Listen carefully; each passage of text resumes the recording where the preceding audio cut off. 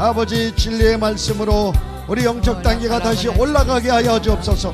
영적 단계가 더 올라갈지어다, 더 올라갈지어다, 올라갈지어다. 아버지, 이 시간 함께 해주심을 감사합니다. 오늘 모인 하나님의 지체들에게 오늘도 한량없는 은혜로 부어주시고, 오늘 영적 단계를 올리는 것에 우리가 무엇이 영적 단계가 올라가는 것인가, 정말로 그 진가를 아는 오늘이 되게 인도하여 주옵소서. 우리 모두가 주님과 함께하는 하나님의 자녀들입니다. 한량없는 사랑과 축복으로 임하여 주시고, 하나님 기름 부어 주옵소서. 온화한 기름 부음, 온화하고 따뜻한 기름 부음이 우리 모두에게 지금 임하기 시작합니다. 조용한 가운데 주님의 임재가 머리부터 발끝까지 포근하게 감싸옵니다. 주님은 사랑이십니다. 사랑이 따로 있는 것이 아니라 주님 자체가 사랑이셔요. 사랑으로 우리를 둘러싸 주십니다. 얘들아 힘들었구나. 얘야 힘들었구나.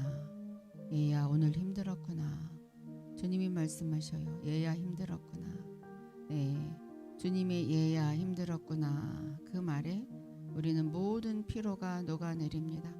자, 주님의 품에 꼭 안기어서 주님이 주시는 그 음성, 주님이 주시는 말씀을 듣는 시간이 되기를 바랍니다.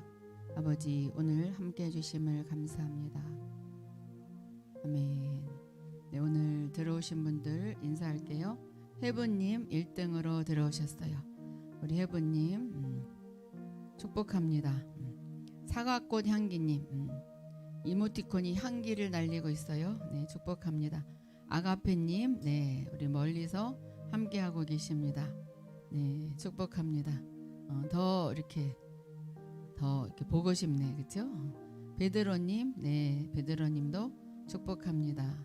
승리꽃님, 네, 승리꽃님 축복해요. 병아리님, 병아리님 축복합니다. 엘리야님 축복합니다. 박시호님 축복합니다. 불기둥님, 네, 축복합니다. 이은영님 축복합니다. 김혜령님, 네, 여기 앉아 계시네요. 축복합니다. 영광의 빛님 축복합니다. 이진리님 축복합니다. 메누아님 축복해요.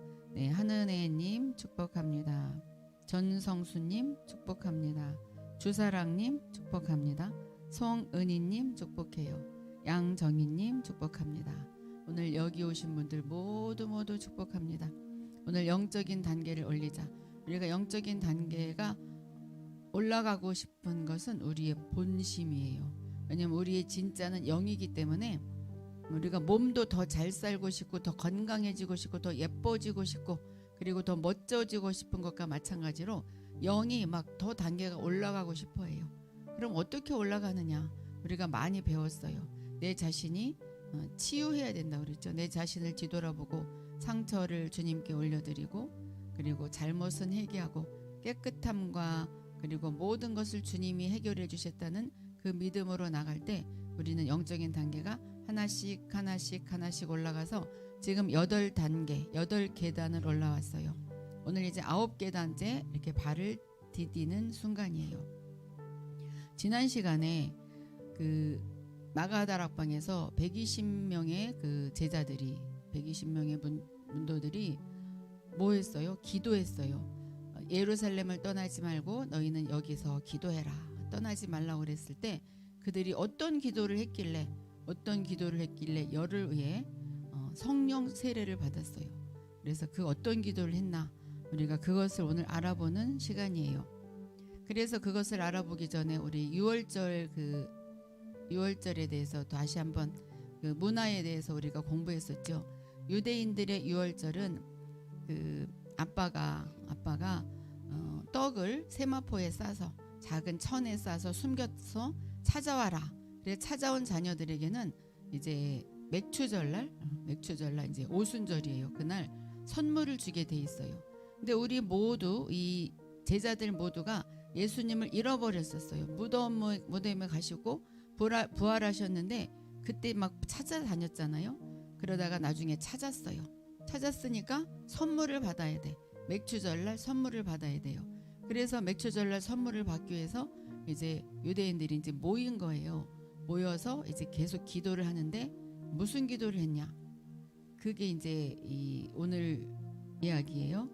자, 맥추절 오순절 날의 이름은 세 개입니다. 오순절, 예수님 부활하신 후로 50일째 되는 날. 77절, 7749, 그 다음 날이 50일이죠. 또 맥추절, 맥추절은 지금 추수감사주일이랑 똑같아요. 그 의미로 보면 돼요. 모든 그 수확을 거두어서 주님께 첫 열매를 드리는 날, 열매를 드리는 날. 맥추절의 의미를 알면 사도행전 2장의 120문도가 어떤 모습으로 어떤 용어를 써가면서 기도했는지, 그러다가 그 기도가 어떻게 성령을 끌어내렸는지를 우리가 알 수 있습니다. 그런데 이 맥추절을 우리가 더 잘 알려면 출애굽기 23장을 보아야 합니다. 출애굽기 23장 14절부터 17절 보면은 같이 또박또박 읽어봐요. 너는 매년 3번 내게 절기를 지킬지니라. 너는 무교병의 절기를 지키라. 내가 내게 명령한 대로 아비별의 정한 때에 이래 동안 무교병을 먹을지니 이는 그 달에 내가 애굽에서 나왔음이라. 빈손으로 내 앞에 나오지 말지니라. 자, 이것이 이제 무교절에 대한 그 성경 구절인데, 자, 너는 무교병의 절기를 지키라. 이것은 6월절 바로 다음 날부터는 무교절이에요. 그러니까 한꺼번에 이제 사실 하나인데 그때부터 7일 동안 누룩이 없는 떡을 먹으라 그랬죠. 누룩이 없는 떡을 먹으란 것은 죄를 짓지 말라 그거죠. 7은 완전 숫자예요. 그래서 우리도 6월절은 애굽 백성들이 애굽에서 탈출한 그날이잖아요. 우리도 세상에서 탈출했어요. 우리도 출애굽했어요. 세상했어요. 사탄의 나라에서 하나님 나라로. 그래서 우리는 그때가 6월절이죠. 그리고 그 다음 날부터 우리도 무교병을 먹어야 돼요. 언제까지? 완전한 날까지. 우리 예수님이 이 땅에 오시는 날까지. 우리는 아직도 무교절을 지키고 있는 거예요. 그때그때 회개하면서 죄를 짓지 않고 살아가는 이 삶이, 우리는 지금 무교병을 계속 먹으면서 살아가고 있어요. 이래 동안, 이래란 것은 완전할 때까지, 우리 예수님이 이 땅에 오실 때까지, 내가 세상에서 우리가 꺼내온 것을 기념하면서 정말 죄를 짓지 않고 우리 예수님 오늘 올 때까지, 그리고 빈손으로 내 앞에 나올지 말지니라. 여기서는 이제 예배 나갈 때마다 빈손으로 나가지 말자, 뭐 이런 의미로 이렇게 이야기, 그것도 틀린 말은 아니지만 사실 큰 틀에서 보면은 빈손으로, 우리 예수님 오시는 날, 재림하시는 날 우리 빈손으로 나가면 안 돼요. 그렇죠? 내가 신부가 되어서 더 많은 신부를 데리고 나가야 돼. 그 뜻도 있어요. 여기서는 이제 거기까지 가는 건 아니지만 제가 이제 저의 영감을 이야기한 거고 그것도 맞는 거예요.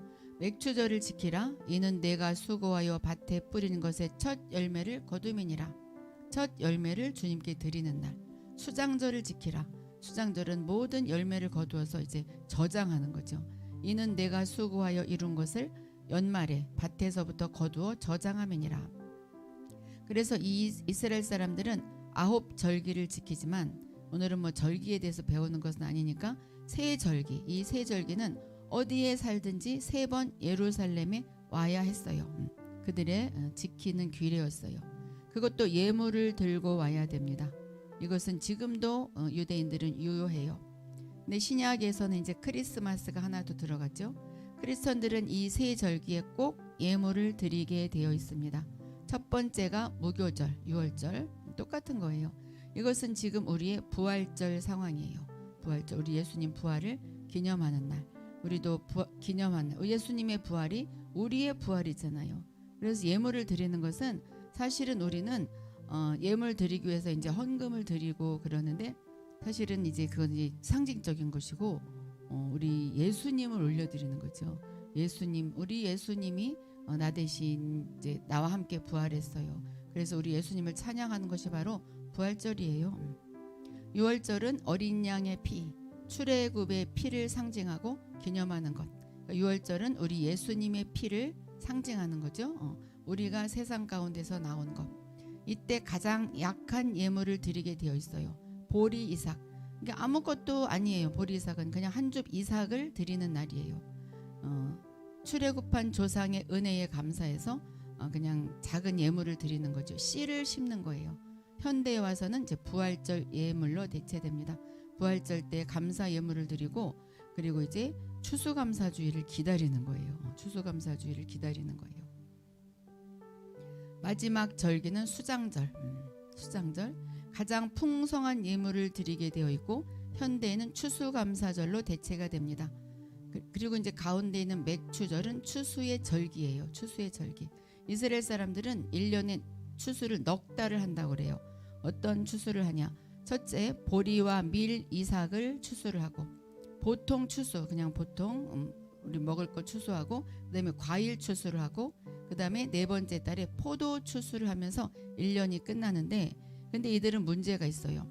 땅이 사막이에요. 사막이고 그리고 적들에게 둘러싸여 있기 때문에 땅이 사막이기 때문에 잘 자랄지 안 자랄지도 모르고 적들에게 둘러싸여 있기 때문에 넉 달 동안 안전하게 추수한다는 것은 너무너무 불가능했어요. 그래서 하나님께 매달리지 않으면 되는 일이 없었던 거예요.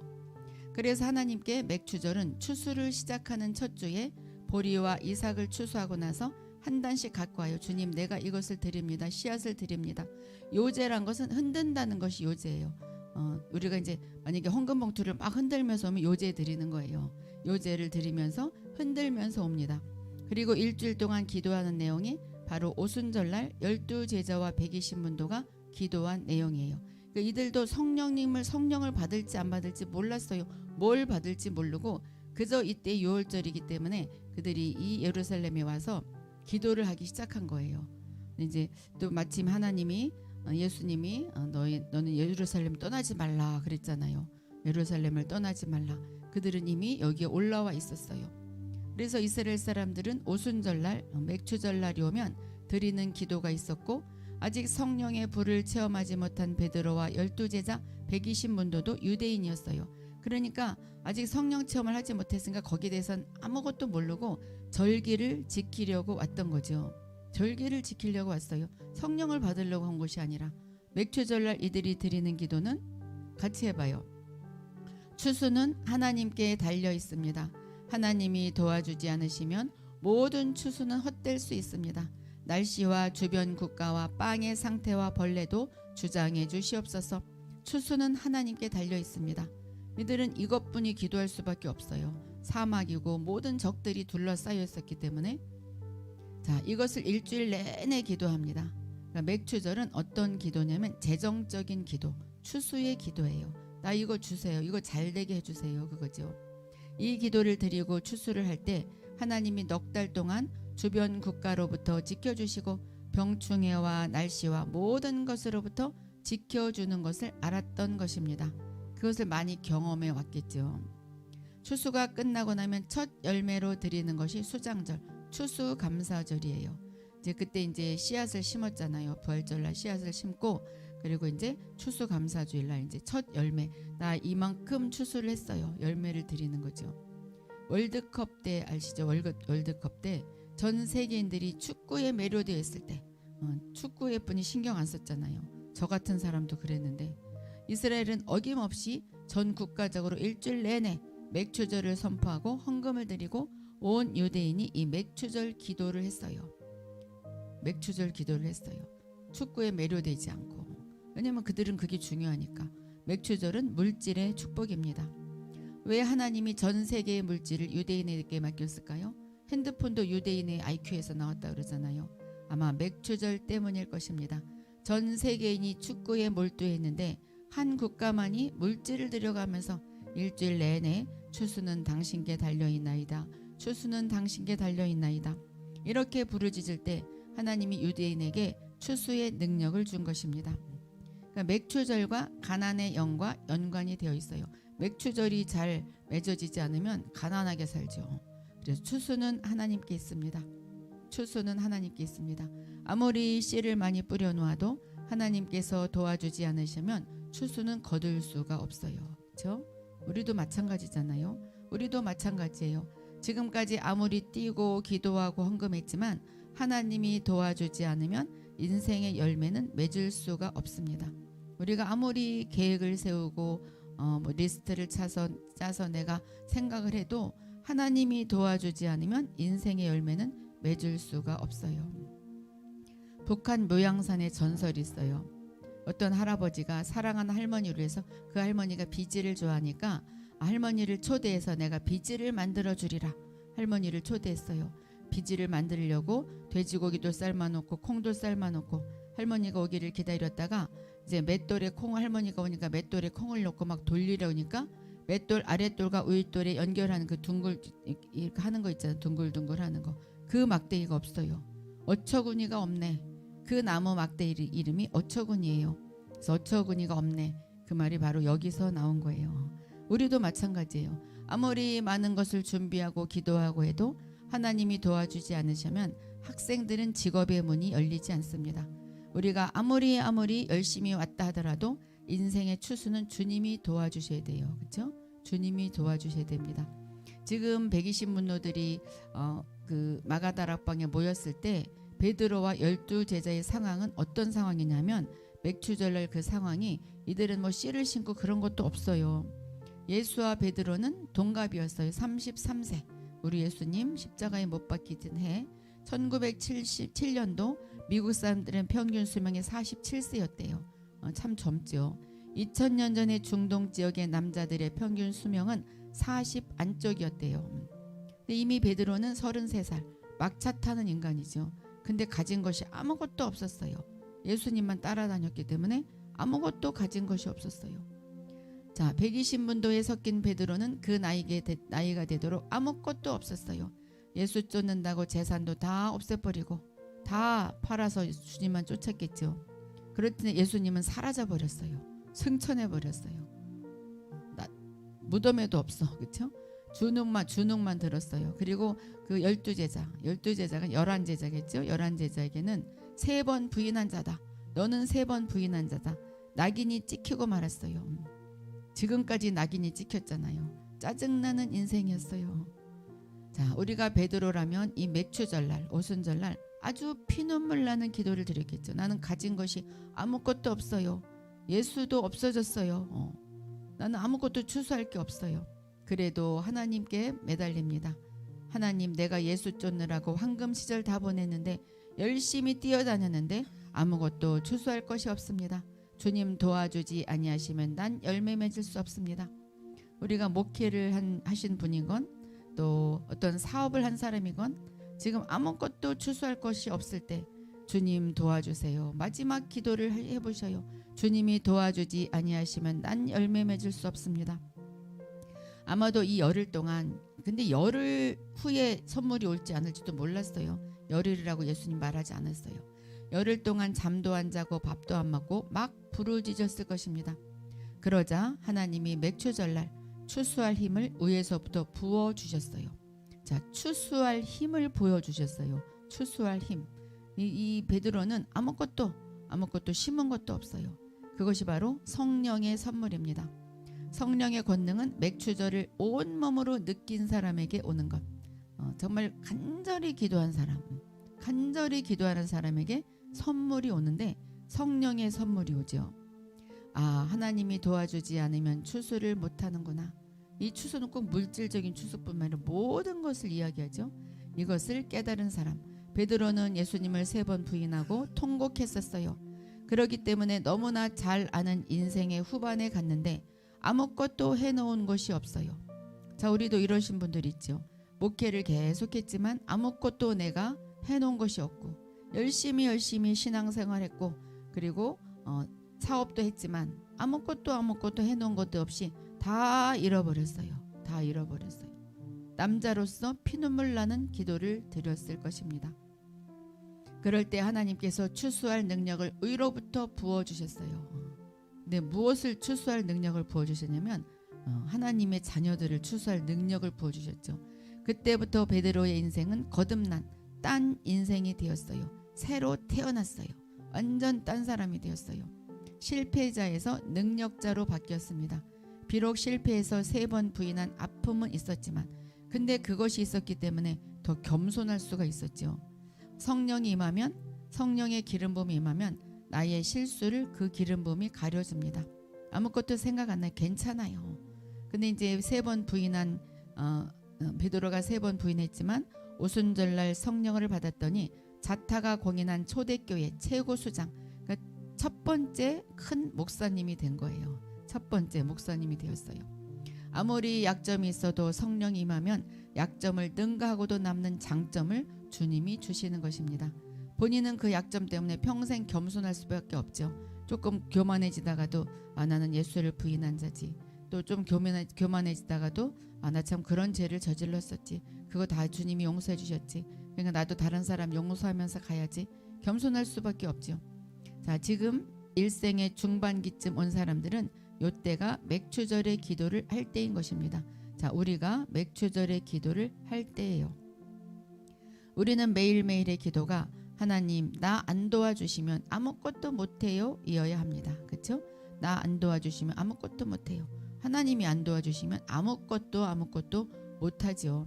성령이 임하면 예루살렘과 유대와 사마리아와 땅끝까지 지경이 열려지게 되어 있습니다. 예루살렘은 우리의 가족이에요. 가족들의 지경이 열려집니다. 유대는 친척들까지 지경이 열려져요. 사마리아 땅끝은 내가 관심 없는 자들 그리고 원수들까지 그 원수들에게까지 지경이 열려지게 되어 있습니다. 우리가 꼭 해야 할 것이 바로 맥추절의 기도인 것입니다. 같이 해봐요. 시작. 하나님, 제가 아무리 열심히 살았다 할지라도 아무리 많은 것을 심었다 할지라도 인생의 추수는 당신께 달렸습니다. 추수할 힘을 주시옵소서. 추수할 힘을 주시옵소서. 내 인생의 추수는 당신께 달려있나이다. 네, 우리가 할 기도는 바로 이거예요. 네, 우리 김영준 성도님이 들어오셨습니다. 반갑습니다. 최금래님 들어오셨습니다. 반갑습니다. 네, 이지혜님 네, 축복합니다. 이렇게 부르짖어 기도할 때 베드로를 생각해 보세요. 인생의 후반부에 이르렀으나 아무것도 못한 사람, 아무것도 가진 것 없는 사람, 추수할 것이 아무것도 없는 심정으로 간절히 기도한 베드로에게 추수할 능력을 주셨어요. 자, 우리도 모두 빼앗겼다고 생각해 봐요. 그럴 수 있어요. 그런 사람 많아요. 많은 퇴직금을 받았어도 그거 다 날려버린 사람도 많고 너무너무 다 뺏긴 사람들 많아요. 그래서 우리는 이 기도, 그 심정으로 추수할 능력을 주셨던 하나님을 믿으면서 정말 주님이 아니시면 아무것도 못하십니다. 주님 도와주세요. 그 심정으로 기도해야 합니다. 자, 오늘 영적인 단계를 올리자. 여기까지를 이제 하면은 조금 더 해도 돼요? 다음 시간이 너무 길어서 다음 거를 조금 할 거예요. 자, 이제 여기까지 이제 끝났어요. 우리 그 기도 하셔요. 그래서 이제 뭘 해야 되냐면 우리가 그렇다면 신앙의 최고봉으로 올라가려면 어떻게 해야 되나? 자, 부자 청년의 고민이 있었어요. 누가복음 18장 18절에서 30절 보면 어떤 관리가 같이 읽어볼까요? 어떤 관리가 물어 이르되 선한 선생님이여 내가 무엇을 하여야 영생을 얻으리까? 예수께서 이르시되 내가 어찌하여 나를 선하다 일컫느냐? 하나님 한 분 외에는 선한 이가 없느니라. 내가 계명을 안 하니 간음하지 말라, 살인하지 말라, 도둑질하지 말라, 거짓 증언하지 말라, 내 부모를 공경하라 하였느니라. 여짜오되 이것은 내가 어려서부터 지켰나이다. 예수께서 이 말을 들으시고 이르시되 내게 아직도 한 가지 부족한 것이 있으니 내게 있는 것을 다 팔아 가난한 자들에게 나눠주라. 그리하면 하늘에서 내게 보화가 있으리라. 그리고 와서 나를 따르라 하시니 그 사람이 큰 부자이므로 이 말씀을 듣고 심히 근심하더라. 예수께서 그를 보시고 이르시되 재물이 있는 자는 하나님의 나라에 들어가기가 얼마나 어려운지 낙타가 바늘귀로 들어가는 것이 부자가 하나님의 나라에 들어가는 것보다 쉬우니라 하시니 듣는 자들이 이르되 그런즉 누가 구원을 얻을 수 있나이까? 이르시되 무릇 사람이 할 수 없는 것을 하나님은 하실 수 있느니라. 베드로가 여짜오되 보옵소서 우리가 우리의 것을 다 버리고 주를 따랐나이다. 이르시되 내가 진실로 너희에게 이르노니 하나님의 나라를 위하여 집이나 아내나 형제나 부모나 자녀를 버린 자는 현세의 여러 배를 받고 내세의 영생을 받지 못할 자가 없느니라 하시니라. 자, 여기에 나와 있는 청년은 완벽한 청년이었어요. 돈도 많고 또 율법적으로 율법도 잘 지키고 우리나라로 말하면 양반 청년이었죠. 부자이고 청년이고 관원이고 높은 사람이고 높은 그런 집안이고 어렸을 때부터 계명을 완벽하게 지킨 경건하고 죄도 없이 살아온 청년이었어요. 근데 뭔가 마음에 갈급함이 있었어요. 그래서 예수님을 찾아왔어요. 우리가 생각하면 이 정도 되면 아무것도 갈급함이 없을 것 같아요.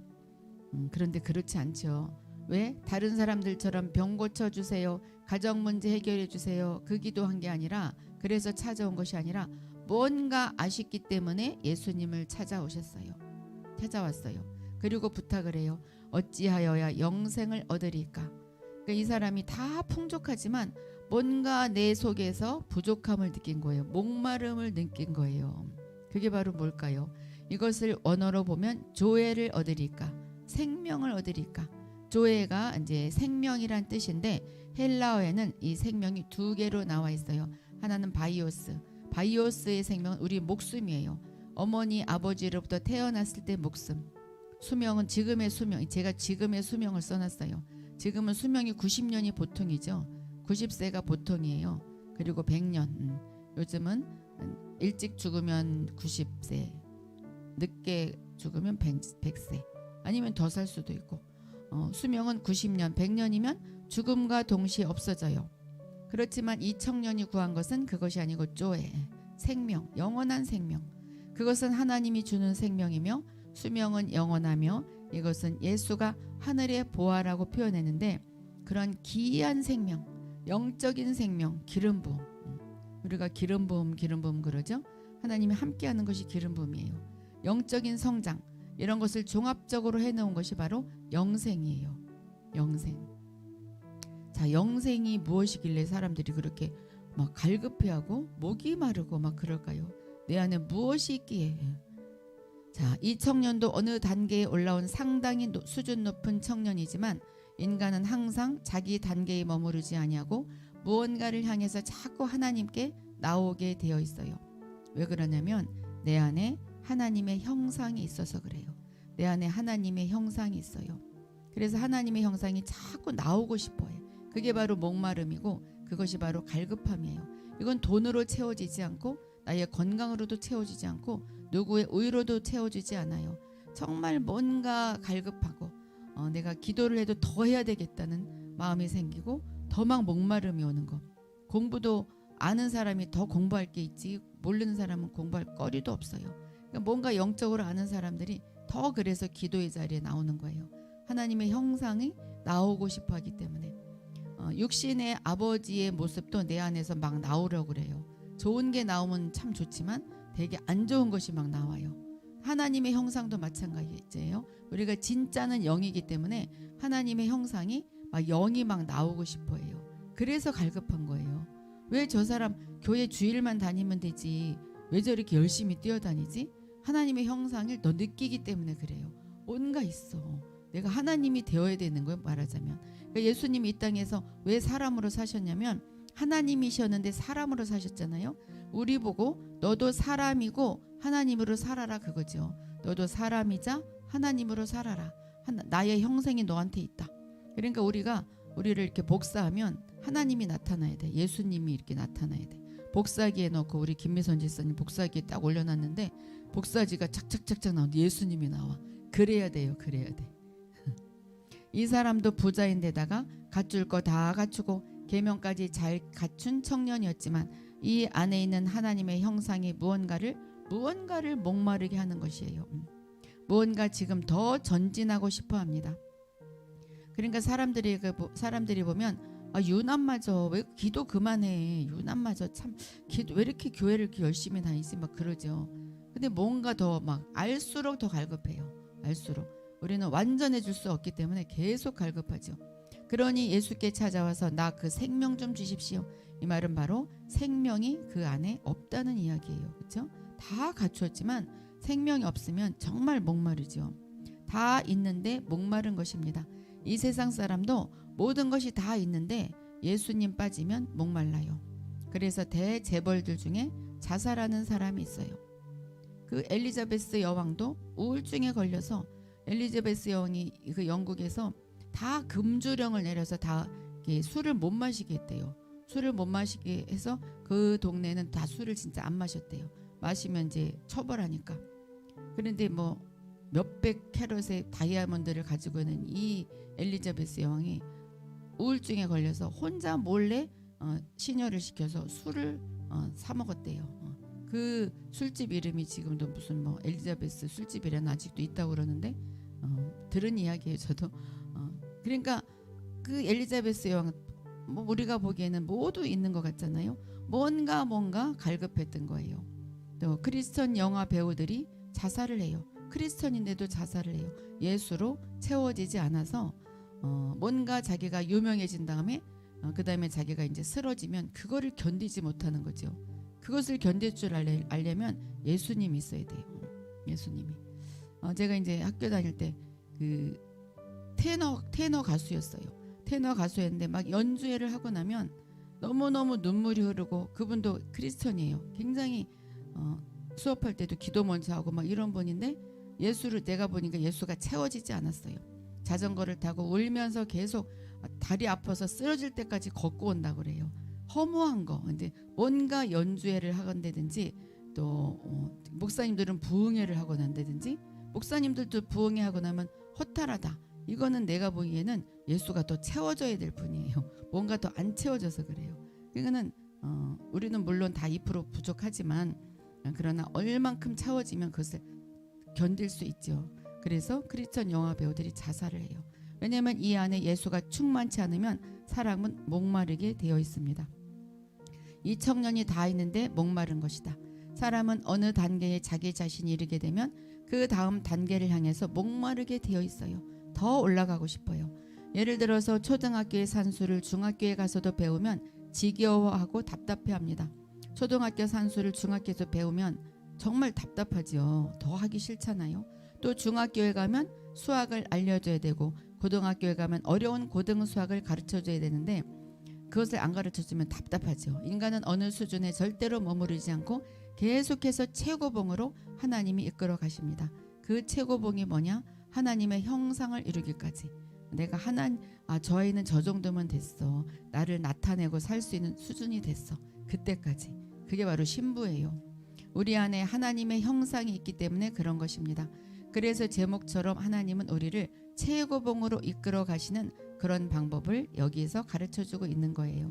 오늘도 우리 중에도 이 청년처럼 모든 것을 다 갖춘 사람이 있을 수도 있어요. 우리 중에도 명예도 있고 돈도 있고 경건함까지 갖춘 신앙의 모범생이 와 있을지라도 무언가 목마른 이유는 우리 안에 하나님의 형상이 있기 때문에 그 하나님의 형상이 나로 채워질 때까지, 그때 목마른 거죠. 무언가 2% 모자라는구나 하는 것이 있을 것입니다. 그러나 죽을 때까지 우리가 포기하지 않는 한 하나님은 최고 정상으로 이끌어 가기를 원하십니다. 하나님의 형상으로 우리가 완전 하나님은 될 수 없지만 하나님을 나타낼 수 있을 때까지 최고 정상으로 우리를 이끌어 가셔요. 목사님들도 그래야 되고 성도님들도 그리해야 되고 다 똑같아요. 자, 나는 하나님의 형상을 반드시 회복하리라. 해보셔요. 시작. 나는 하나님의 형상을 반드시 회복하리라.